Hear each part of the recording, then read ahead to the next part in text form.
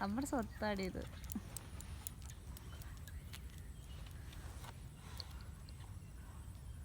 ഇവിടെ ഇപ്പോൾ കുറേയൊക്കെ പറഞ്ഞത് കേൾക്കും കേട്ടോ. അതുകൊണ്ട് ഞാൻ ഭയങ്കര ഹാപ്പിയാണ്. കുഞ്ഞിന് വയസ്സാവും തോറും കുഞ്ഞൻ മെച്യൂരിറ്റി വെച്ച് വരുന്നുണ്ട്. ലജിമുട്ട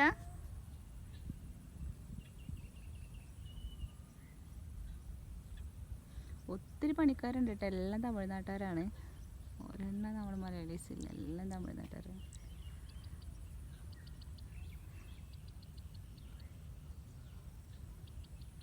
ഇനി നമ്മൾ വരുമ്പോഴേക്കും ഇതെല്ലാം വിളവെടുക്കാനായിട്ടുണ്ടാവും.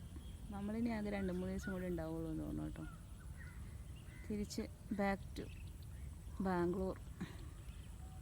അമ്മ പുല്ല് തിന്നുന്നു, വയറ് നോക്കുന്നു. ഇവിടെ ഉള്ളപ്പോൾ ഒരു സമാധാനം.